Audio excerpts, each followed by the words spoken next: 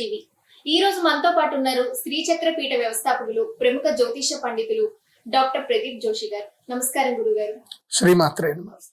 గురుగారు, ఒక మనిషికి శత్రు బాధలు ఉంటే ఆ మనిషి అంటే ఎక్కడికి వెళ్ళినా వాళ్ళకి పరిష్కారం దొరకదు. ఇంకా రుణ బాధలని, ఆరోగ్య బాధలని ఇలా చాలా ఉంటూ ఉంటాయి. అసలు వీటికి పరిహారం ఏంటి గురుగారు? అసలు ఇవి ఎందుకు వస్తాయి? మనం అందరం కూడా సంఘజీవులము. సంఘజీవులం అంటే ఏంటి? ఒక సంఘంలో కలిసి ఉన్నాం మనం అందరం కూడా. అన్నదమ్ములు, అక్క చెల్లెళ్ళు, బావబామర్దులు, భార్యాభర్తలు, మిత్రులు, నైబర్సు, ఒక రాజకీయము, ఒక ప్రభుత్వము, ఇక ఈ వ్యవస్థలో మనమంతా ఉన్నాం. ఈ వ్యవస్థలో ఎక్కడో ఒక చోట మనకి సమస్యలు అనేటివి పుడతానే ఉంటాయి. సమస్య లేని మనిషి ఉండడు. బహుశా చాలా మందికి శత్రువులు ఉంటారు, కానీ కొంతమందికి శత్రువులు ఉండరు. కానీ కొంతమందికి ఏం జరుగుతుందంటే ఆకస్మికంగా వాళ్ళు ఎక్స్పెక్ట్ చేయకుండానే వాళ్ళకి సమస్యలు వస్తాయి. కోర్టు కేసులు రావడము. ఇప్పుడు ఉదాహరణకి ఈ మధ్య కాలంలో ఎక్కువగా ఈ కష్టపడే ప్రొఫెషనల్స్ ఉంటారు. వాళ్ళు ప్రొఫెషనల్స్లో కష్టపడుతున్నప్పుడు కొంతమంది మంచి పేరు తెచ్చుకుంటారు. మంచి పేరు తెచ్చుకున్న తర్వాత వాళ్ళతో స్నేహం చేస్తారు. వాళ్ళ దగ్గర డబ్బు ఉన్నంతసేపు వాళ్ళతో స్నేహం చేస్తారు. వాళ్ళ దగ్గర డబ్బు ఇవ్వనప్పుడు, వాళ్ళకి వీళ్ళు ఎంటర్టైన్ చేయనప్పుడు ఇంకా వాళ్ళని బెదిరియడం స్టార్ట్ చేస్తారు. సో నీ మీద కేసులు పెడతాను, నువ్వు చేస్తాను, నువ్వు బెదిరిస్తారు. ఇట్లా ఒక రకంగా కాదు. ఏ మనిషికి సంఘ జీవితంలో ఎప్పుడో ఒక సందర్భం లోపల అతనికి దుఃఖం అనేది వెంట పడతానే ఉంటుంది. అలాంటి దుఃఖంలో మనిషి ఏమంటే గనక ఒక్కొక్క సందర్భంలో, అంటే స్ట్రాంగ్ పర్సనాలిటీ లైక్ మీ, స్ట్రాంగ్ పర్సనాలిటీస్ ఏం చేస్తారంటే ఆ వచ్చిన సమస్యల్ని ఆపర్చునిటీగా మార్చుకొని జీవితంలో ఎదుగుతారు, కృంగిపోరు. ఎప్పుడైనా ఒకటి గుర్తుపెట్టుకోండి, మీ జీవితంలో ఏదైనా సమస్య వచ్చింది అని అంటే మీకు నేచర్ ఏం చేస్తుంది అని అంటే ఒక ఎగ్జామ్ పెడుతుంది అని అర్థం. నీ స్ట్రెంగ్త్ ఏంది తెలుసుకో. నువ్వు కింద పడిపోతావా, లేకపోతే ఈ సమస్యని ఆపర్చునిటీగా మార్చుకొని ఎదుగుతావా అనేది తెలుసుకో అని చెప్పి నేచర్ నీకు చెప్తుంది. లైక్ అంటే సింపుల్గా ఇప్పుడు ఈ మధ్య కాలంలో ఒక సినిమా కూడా వచ్చింది. ఇది పుష్ప సినిమాలో అది ఒక పాట ఉంటుంది. ఆ పాటలో నువ్వు ఇనుముని అని నన్ను కాల్ చేస్తే నేను ఇంకా పదునుగా అయిపోయి నేను నీకు కత్తిలాగా వచ్చి నేను చంపుతాను అని చెప్పి, అట్లా చంద్రబోస్ గారు మంచి పాట రాశారు. సో అట్లా మనం మనిషిగా మనకి ఏదైనా సమస్య వస్తే ఆ సమస్యకి భయపడి మనము కాంప్రమైజ్ అవ్వకూడదు. లైఫ్లో ఎదురెళ్ళి పోరాడాలి, భయపడకూడదు. మనల్ని బ్లాక్మెయిల్ చేస్తే నీ పేరు చెడగొడతాను, నేను అది చేస్తాను అని అంటే దేనికి భయపడకూడదు. రాని సమస్య రాని, చేద్దాం, కష్టపడదాం, పోరాడదాం. కొంతమందికి కోర్టుకు వెళ్ళే పరిస్థితి వస్తుంది, నేను పోలీస్ స్టేషన్కి వెళ్ళే పరిస్థితి వస్తుంది అంటే అక్కడికి వెళ్ళొద్దు అని చాలా అనుకుంటారు. జీవితంలో ఆ టైం వచ్చింది అనుకో, అక్కడికి నువ్వు వెళ్ళాల్సిందే. వెళ్తావు, ఆ సమస్య నుంచి బయటకు రావడానికి ప్రయత్నం చెయ్యి.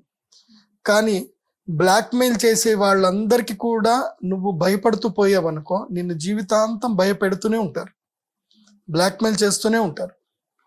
నువ్వు భయపడ్డం స్టార్ట్ చేస్తే భయపెడుతూనే ఉంటారు. నువ్వు భయపడ్డం మానేస్తే వాళ్ళు భయపడ్డం స్టార్ట్ అవుతుంది. సో మొట్టమొదటిగా ఏంటంటే నువ్వు ఏ లోయర్ పరిస్థితుల్లో ఉన్నా నువ్వు తప్పు చేయనంతసేపు, నీ జీవితంలో నువ్వు తప్పు చేయనంతసేపు నువ్వు ఎవరికి భయపడకూడదు. అదొకటి గుర్తుపెట్టుకో. కానీ ఈ ప్రయాణంలో, ఈ సమస్యని సాల్వ్ చేసుకునే ప్రయాణంలో చాలా మందికి దైవీయ శక్తి కూడా కావాల్సి వస్తుంది. ఎంత మానవీయ శక్తితో మనం వెళుతున్నా అది మనకి సరిపోదు, దైవీయ శక్తి కావాలి. ఎందుకోసం అంటే ఆ కాన్ఫిడెన్స్ లెవెల్స్ మనకి, ఎందుకోసం అంటే గొప్ప వాళ్ళకు కూడా కింద పడిపోయే పరిస్థితి వస్తుంది. ఆ పరిస్థితుల్లో వాళ్ళకి దైవము తప్ప వేరెవరు కూడా సహకారం చెయ్యరు. కానీ కొందరు సమస్యలు వచ్చినప్పుడే దేవుడు లేడు ఇలాంటి మాటలు మనం వింటూ ఉంటాం, అంటుంటారు. చేయకూడదు. ఎందుకోసం అంటే దైవము అనేటువంటిది ఏంటంటే నీకు పరీక్ష పెట్టడమే దైవం యొక్క లక్ష్యం. దైవం అంటే అర్థం ఏంటంటే నీకు సంరక్షించేవాడే దేవుడు. నువ్వు ఆపత్కాలంలో ఉన్నప్పుడు నువ్వు శరణు కొడితేనే దైవం నిన్ను సంరక్షిస్తాడు. ఇప్పుడు భగవద్గీతలో మనకి కృష్ణుడు ఎట్లా చెప్తాడు? అర్జునుడి పక్కనే కృష్ణుడు నిల్చున్నాడు, కానీ కృష్ణుడు ఎప్పుడు ఆయుధం పట్టుకోలే. అర్జునుని యుద్ధం చేయమని చెప్పాడు, యుద్ధానికి ప్రోత్సహించాడు, గైడ్ చేశాడు, కానీ కృష్ణుడు యుద్ధం చేయలే. కృష్ణుడు అనుకుంటే ఎంతసేపు ఒక సుదర్శన చక్రం ఇలా వదిలితే చిటికేసే లోపల మహాభారతం అయిపోతుంది, ఆ సైన్యం మొత్తం చనిపోతుంది కృష్ణుడు ఎంతసేపు అనుకుంటే. కానీ ఆ కృష్ణుడు ఆ పని చేయలే. అందుకే మనం దైవ దూషణ ఎప్పుడు చేయకూడదు. మనకేదైనా సమస్య వచ్చింది అని అంటే నాకు దైవము, నువ్వేం చేయలేదు, నువ్వు దేవుడు లేడు, ఇవన్నీ పిచ్చి మాటలు, అసమర్థత అంటారు, సమర్థత అన్నారు. దైవం ఉన్నాడు, దైవం నాకు పరీక్ష పెట్టాడు అని చెప్పి ముందుకు వెళ్ళడమే సమర్థత. అందుకే నేనేం చెప్తాను అంటే మనిషికి జీవితంలో సమస్య వచ్చినప్పుడు ధైర్యంగా ఉండి దైవారాధన చేయాలి. ఆ దైవారాధనలో ఒక మహాశక్తి ఉంటుంది. ఆ మహాశక్తి అమ్మవారు. ఆ అమ్మవారి పేరు ఏంటంటే బగళాముఖి దేవి అమ్మవారు. ఆ బగళాముఖి అమ్మవారు శత్రు సంహారం చేస్తుంది. ఎవరైతే ఆ అమ్మవారిని శరణు కోరుతారో, ఎవరి దగ్గరైతే ధర్మము న్యాయము ఉంటుందో, ఎవరి దగ్గరైతే ధైర్యము సాహసం ఉంటుందో వాళ్ళని ఆ అమ్మవారు అనుగ్రహిస్తుంది. ధైర్య సాహసాలు ఉండాలి, ధర్మం ఉండాలి, న్యాయం ఉండాలి. ఇవి ఉంటే అమ్మవారు ఏం చేస్తుందంటే నువ్వు నడరా, నేను చూసుకుంటా, నీకే సమస్య రాదు, ఎవడరా నీ మీదకి వచ్చేది, వాడి కాళ్ళు చేతులు ఇరగొడతానని చెప్పి చెప్తుంది అమ్మవారు. వాళ్ళ బుద్ధి నాశనం చేసేస్తుంది. ఎందుకోసమంటే నా జీవితంలో కూడా నాకు చాలా మంది శత్రువులు వచ్చారు. నేను అమ్మవారి ప్రార్థన చేస్తే వాళ్ళకి అమ్మవారి మొత్తం వాళ్ళ బ్రెయిన్ అంతా నాశనం చేసేసింది. వాళ్ళకి డైలీ వర్కులు కూడా చేసుకోలేకపోతున్నారు. ఎందుకోసమంటే ధర్మం నా దగ్గర ఉంది, న్యాయం నా దగ్గర ఉంది. కాబట్టి నన్ను డబ్బుల కోసం హింసించారు, కాబట్టి డబ్బుల కోసం బ్లాక్మెయిల్ చేశారు, కాబట్టి నేను అమ్మవారిని శరణు కోరిన. వాళ్ళ మీద నేను ఎక్కడా కంప్లైంట్ చేయలేదు, ఏమీ చేయలేదు. నేను అమ్మవారికి అడిగా, అమ్మ నా దగ్గర ధర్మం ఉంది, నా దగ్గర న్యాయం ఉంది, నేను తప్పు చేయలేదు, నువ్వు చూడు, నువ్వే ప్రకృతి, నువ్వు శక్తి, నువ్వు నాకు సరి అయినటువంటి న్యాయం చేయని అమ్మవారిని శరణు కొడితే అయిపోయా. అమ్మవారు ఏం చేయాలో అది చేసి పెట్టేసింది. అందుకే ఆ మంత్రంలో ఉంటుంది, హ్లీం బగళాముఖ్యై నమః శత్రూనాం వాచం ముఖం పదం స్తంభయ. అంటే ఓ అమ్మవా బగళాముఖి దేవి, శత్రువుల యొక్క వాచం అంటే వాక్కుని, ముఖం అంటే మాట్లాడేటువంటి శక్తిని, పదం అంటే నడిచేటువంటి శక్తిని, స్తంభయ అంటే ఆపేసే వాళ్ళని, స్తంభయ అంటే ఆపేసే, జిక్వాం కీలయ నాలుకని బయటకు పట్టుకొని నరికేసే, జిక్వాం కీలయ అంటే వాళ్ళ మాట రాకుండా చేసే, జిక్వాం కీలయ, శత్రుబుద్ధిం వినాశయ శత్రువుల యొక్క బుద్ధిని మన వైపు ఏదైతే గనక వాళ్ళు ఏదైతే దుష్టమైన ఆలోచన చేస్తారో ఆ ఆలోచనని నాశనం చెయ్యమ్మా అని చెప్పి అమ్మవారికి మనము ప్రార్థన చేయడం. ఆ మంత్రం ప్రతిరోజు అందరూ పఠించడానికి ఉండదు. అందరూ అమ్మవారిని ఈ విధంగా ప్రార్థన చేయాలి. ఈ బీజాక్షర మంత్రాలు చదవకూడదు. ఎందుకోసమంటే అది మహాశక్తి. దైవీయ శక్తి మీద ఆధారపడి ఉండి మనోశక్తి గట్టిగా ఉన్నటువంటి వాడు మాత్రమే ఈ బీజాక్షర మంత్రాలు చదవాలి.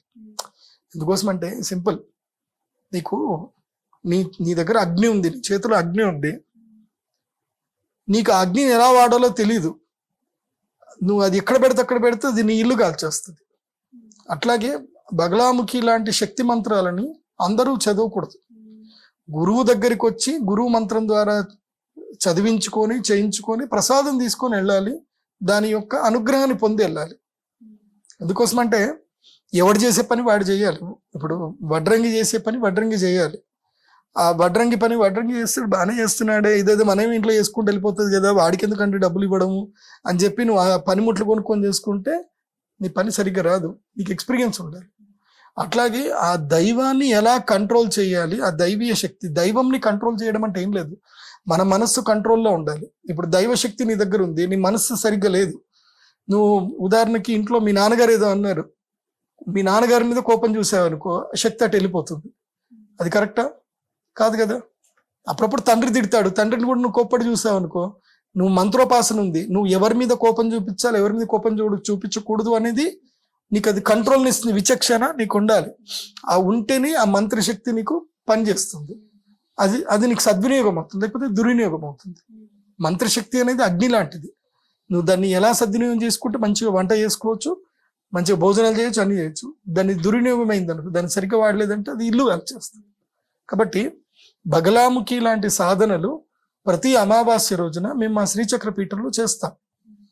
చేసేటప్పుడు మీరు అక్కడికి వచ్చి కూర్చొని మీ బాధలేవో నాకు చెప్పి అక్కడ కూర్చొని ఆ అమ్మవారి మంత్ర సాధనకి ఏదైతే మేము స్వాహాకారాలు ఇస్తామో మీరు స్వాహాకారాలు వేయాలి. అమ్మవారి మంత్రానికి సంబంధించి మీ యొక్క స్టాండర్డ్ లెవెల్లో మంత్రోపదేశం చేసి మీకు ఏవేవి ఎలా చేయాలి ఏం చేయకూడదు అని చెప్పి పంపిస్తాము. అలా ఉపాసన చేసుకొని మీ యొక్క శత్రుబాధల నుంచి బయటపడండి, కోర్టు సమస్యల నుంచి బాధపడండి, అనారోగ్య సమస్యల నుంచి బయటపడండి. ఏ సమస్య ఉన్నా అన్ని సమస్యలకు అమ్మవారు నీకు పరిష్కారాన్ని చూపిస్తుంది. కానీ దానికి నువ్వు సాధన చేయాలి. సాధన చేయకుండా గురువు గారు ఏదో ఫీజు పెట్టారు 16,000, ఓకే 16,000 వేసేసి గురూజీ నేను వచ్చి యజ్ఞం చేస్తున్నాను, నా ప్రాబ్లం సాల్వ్ అయిపోవాలి అని అహంకారంగా మాట్లాడితే మాత్రం పనులు జరగవు. దైవానికి శరణు వేడాలి, శరణు వేడి ఆ దైవమును అడగాలి, నువ్వు సాధన చేయాలి. మళ్ళీ ఇప్పుడు మేము పూజలు చేసేదానికి ఏవైతే మేము దక్షిణ తీసుకుంటామో అవి మా యొక్క వ్యక్తిగత జీవితానికి మేము ఎట్టి పరిస్థితుల్లో వాడం. ఎందుకోసం అంటే ఇవి శక్తి కోసం, శక్తి ఉపాసన కోసం ఏవైతే డబ్బులు తీసుకుంటామో పరిహారాల కోసం అవి వ్యక్తిగత జీవితానికి వాడకూడదు. అవి ఎంత వాడాలి అని అంటే ఓన్లీ 10% మాత్రమే వాడుకోవాలి వ్యక్తిగత జీవితాన్ని. అది ఏంది, అన్నం తినడానికి మాత్రమే వాడుకోవాలి తప్ప మిగతా సుఖ జీవితానికి అలాంటి డబ్బులు వాడుకోకూడదు. అది నాకు ధర్మం తెలుసు. కాబట్టి మేము ఆ డబ్బులు ఏం చేస్తామంటే అమ్మవారి యొక్క ఆలయ నిర్మాణానికి వాడతాం. ఆలయ నిర్మాణంలో ఏం జరుగుతుందంటే కార్మికులు, శ్రామికులు, కష్టపడే వాళ్ళు ఆలయ నిర్మాణం ద్వారా వాళ్ళు ఉపాధి పొందుతారు. ఆ తర్వాత ఆలయ నిర్మాణం జరిగిన తర్వాత ఏం జరుగుతుంది, ఎంతో మంది దీనజనులు అక్కడ వచ్చి అమ్మవారిని ఆశ్రయం పొందుతారు, ఆ దేవాలయంలో ఉపాసన చేస్తారు. మీ డబ్బులు, మీ కర్మఫలం ఎక్కడ వెళ్తుంది అంటే అమ్మవారి ఆలయంలో ఉండిపోతుంది మీ కర్మఫలం. కాబట్టి ఆ కర్మఫలము మంచికి ఉపయోగపడుతుంది. కాబట్టి మీకేం జరుగుతుంది, మనం కర్మఫలం ఎక్కడ పెడితే మనకు అట్లా వస్తుంది. సో అమ్మవారి ఆలయ నిర్మాణానికి కర్మఫలం పెట్టాం కాబట్టి, మీ యొక్క కష్టపడిన డబ్బు అక్కడ పెట్టాం కాబట్టి దానివల్ల మీకు అనుగ్రహం లభిస్తుంది. కాబట్టి ఒక వ్యక్తి యొక్క స్వేచ్ఛా జీవితానికి, ఒక వ్యక్తి యొక్క విలాస జీవితానికో మీరు డబ్బులు ఇవ్వకూడదు. నేను కూడా చెప్తున్నాను, నేను ఇంత యాగాలు చేస్తాను కదా, నా విలాస జీవితానికి నేను డబ్బులు తీసుకున్నవి. నా విలాస జీవితానికి నేను వ్యాపారం చేస్తాను, రియల్ ఎస్టేట్ వ్యాపారం చేస్తాను. ఆ రియల్ ఎస్టేట్ వ్యాపారంలో వచ్చిన లాభాలతోటి నేను కారు కొనుక్కుంటాను. నా యొక్క విలాస జీవితానికి అవి నేను వాడుకుంటాను. కానీ ఈ డబ్బులతో నేను విలాస జీవితానికి అస్సలు వాడుకోను. దిక్కుమాలి మా జీవితంలో విలాసం అంటే ఏముంటుంది, కడుపు నిండా తినడము, ఏదైనా టూర్లు కొట్టి రావడం, అంతకుమించి పెద్దగా ఏమి ఉండదు. సో అమ్మవారి యొక్క బగళాముఖి సాధన మీరందరూ కూడా చేసుకోవాలి. మీరందరూ కూడా మీకు ఏ కష్టం ఉన్నా, ఏ బాధ ఉన్నా వినడానికి నేనున్నా. నేనంటే ఎవరు అంటే అమ్మవారు ఉంది. ఇప్పుడు దేవి అథర్వ శీర్షంలో అమ్మవారు చెప్తారు, సదైవీం సంపదమాప్నోతి అని చెప్తారు. ఎవరైతే అమ్మవారి యొక్క ఉపాసన చేస్తారో వాళ్ళు దేవీ రూపాన్ని పొందుతారు. అంటే వాళ్ళే అమ్మవారి యొక్క రూపంగా. అంటే అమ్మవారు తన ప్రతిరూపాన్ని ప్రతి చోట చూపించుకోదు. అమ్మవారి ఉపాసకుల రూపంలో అమ్మవారు వచ్చి కూర్చుంటుంది. నీకు ఏదైనా బాధ ఉంటే చెప్పు అని అమ్మవారు ఉపాసకుల రూపంలో వింటుంది. అలా విని వాళ్ళకి పరిష్కారం ఇస్తుంది. ఇప్పటికీ మా శ్రీచక్ర పీఠానికి వచ్చి పరిష్కారాన్ని పొంది ఆనందమయంగా సంతోషంగా వెళ్ళిన వాళ్ళు ఎంతో మంది ఉన్నారు. నేను మీకు అందరికి కూడా చెప్తున్నాను, దుఃఖమైన జీవితాన్ని గడపకండి. బగళాముఖి అమ్మవారి యొక్క సన్నిధానంకి రండి. మీ అందరికి కూడా మీరు అమావాస్య రోజు బగళాముఖి పూజ చేసుకోవడానికి వస్తే మీకు ఈ పసుపు మాల ఇవ్వడం జరుగుతుంది. ఇది పసుపుతో తయారు చేయించిన మాల. ఈ పసుపు మాల మీకు ఆ రోజు దీక్షగా ఇవ్వడం జరుగుతుంది. అదేవిధంగా బగళాముఖి దేవి అమ్మవారి యొక్క యంత్రం, ఈ యంత్రం ఇవ్వడం జరుగుతుంది.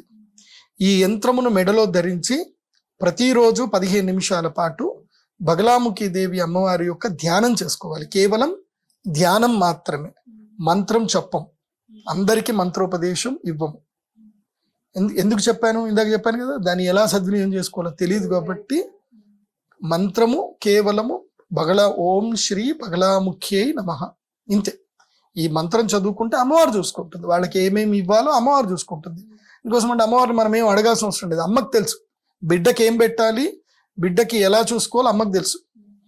ఇప్పుడు మా అమ్మ అప్పుడప్పుడు చీపురు తిప్పి నన్ను కొట్టింది. ఎందుకు, నేను తప్పని చేశాను కాబట్టి. అమ్మకి తెలుసు కొట్టింది అని అంటే అమ్మ తప్పు చేసినట్టు కాదు కదా. అమ్మ మనల్ని దారిలో పెట్టడానికి కొడుతుంది, అది మళ్ళీ పిలిచి మళ్ళీ కడుపు నిండి అన్నం కూడా పెడుతుంది, గోరుముద్దలు పెడుతుంది, లాలి చేస్తుంది, తిడుతుంది, అంతా అమ్మ చేస్తుంది. కాబట్టి అమ్మ మీద భారం వదిలి మేమిచ్చేటువంటి బగళాముఖి దేవి యొక్క లాకెట్ని, ఈ మాలను మీరు మెడలో ధరించండి. మీరు ఎవరైనా బగలాముఖి దేవి అమ్మవారి యొక్క పూజకి మీరు రాలేకపోయినా సరే, మీరు ఆన్లైన్లో మీ యొక్క గోత్రనామాలు చెప్తే మీ గోత్రనామాలు చెప్పి మీకు ఇవి పంపించడం జరుగుతుంది. బగలాముఖి యంత్రము తర్వాత మాల, ఇవి రెండు పంపించడం జరుగుతుంది. ఇవి మీరు ధరించండి, అమ్మ అనుగ్రహాన్ని పొందండి. కేవలం 15 నిమిషాలు మాత్రమే ప్రతిరోజు ధరించాలి. ధరించిన తర్వాత తీసి మళ్ళీ ఒక బాక్స్ లో వేసి ధ్యానం చేసినంతసేపు ధరించాలి. ధరించిన తర్వాత మళ్ళీ బాక్స్ లో పెట్టేసి ఒక కర్పూరం ఉంటుంది, ఒక కర్పూరం వేసి ఆ బాక్స్ లో పెట్టేసేయాలి. ఎందుకోసం అంటే ఇది పసుపు మాల కదా, పాడైపోతుంది. కర్పూరం వేసి ఉంచుకుంటే సరిపోతుంది.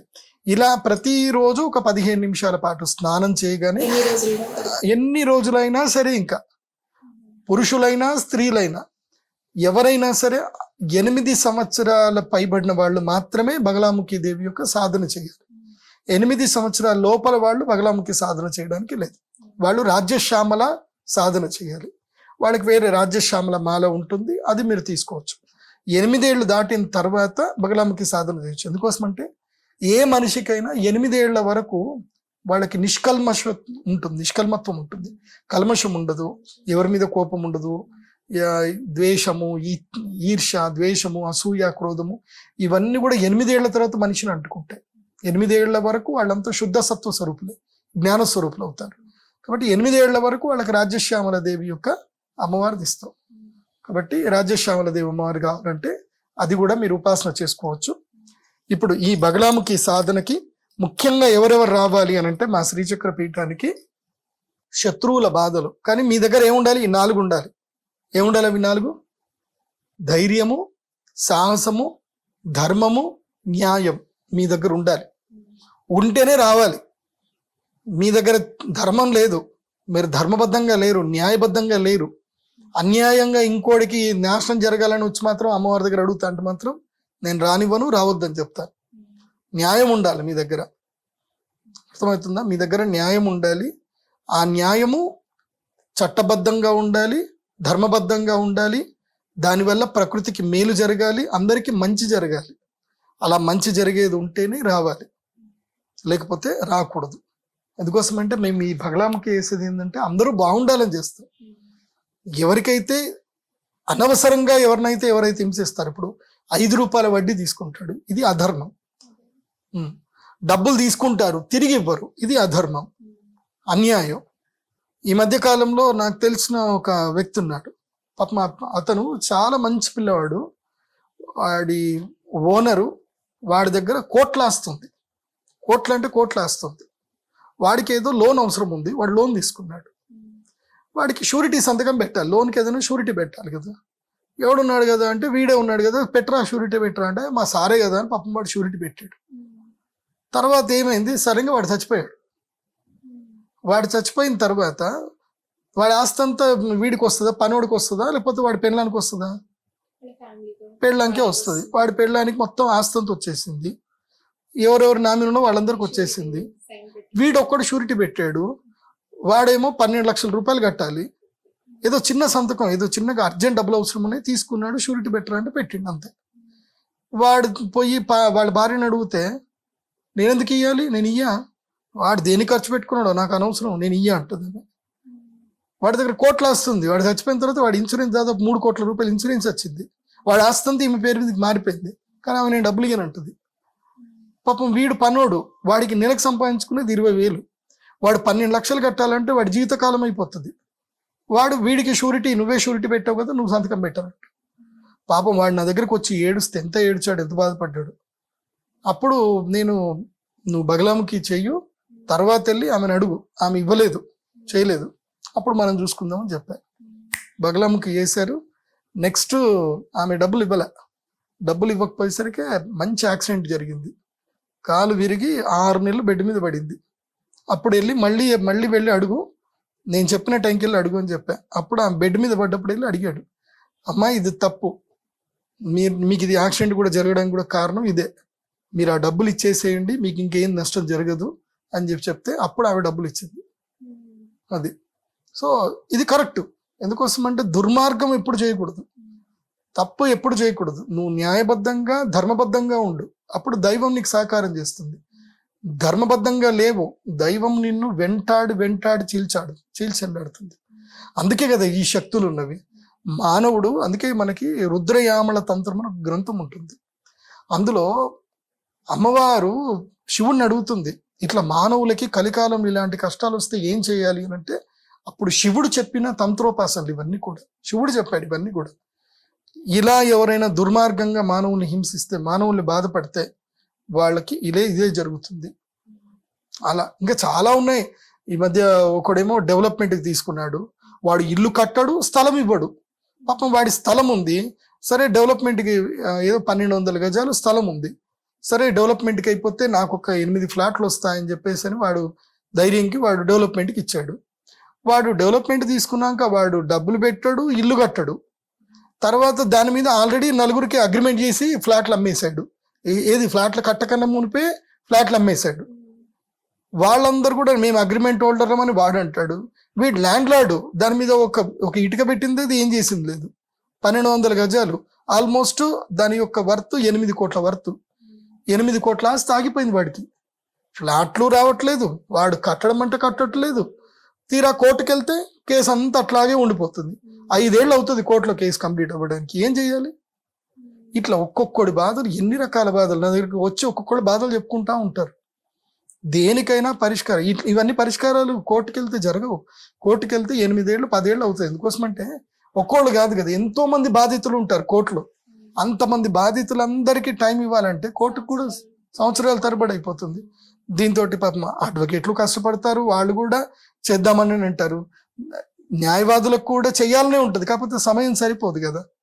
కాబట్టి ఇప్పుడున్న కలికాలంలో చట్టంలో న్యాయము దక్కాలి అన్నా, ధర్మబద్ధంగా ఉన్నటువంటి వాడికి సుఖం దొరకాలి అన్నా, అది కేవలము బగలాముఖి దేవి అమ్మవారి వల్ల మాత్రమే సాధ్యం.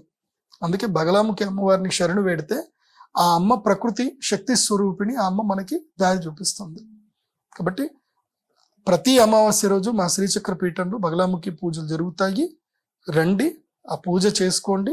సాయంత్రం 5 గంటల నుంచి 9 గంటల వరకు ప్రతి అమావాస్య, ఒక్క దీపావళి తప్ప ప్రతి అమావాస్య రోజు జరుగుతుంది. ప్రతి అమావాస్యకి మేము బగలాముఖి సాధన చేస్తాము. రండి, యాగం చేయించుకోండి, మీ యొక్క అమ్మవారి అనుగ్రహాన్ని పొందండి, కష్టాల నుంచి బయటకు రండి. గురుగారు, ఇప్పుడు ప్రేక్షకులు కొన్ని క్వశ్చన్స్ అడిగారు, దీన్ని శత్రుబంధనం కోసం ఏమైనా ప్రత్యేక రుద్ర పూజలు లేదా హోమాలు ఉన్నాయా?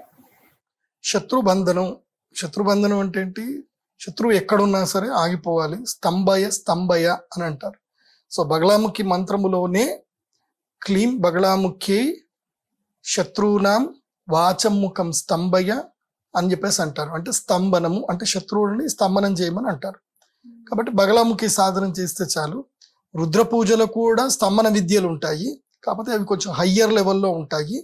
మీ స్టాండర్డ్ లెవెల్లో హయ్యర్ లెవెల్లో అయితే కనుక ఆరుద్ర నక్షత్రంలో రుద్ర పూజ ద్వారా చెయ్యొచ్చు. అవి రావణ సంహితలు ఉంటుంది, స్తంభన విద్య అని ఒకటి ఉంటుంది, అది చేసుకోవచ్చు. కానీ దానికి చాలా ఖర్చు అవుతుంది, 5 లక్షలు 10 లక్షల పైన ఖర్చు అవుతుంది.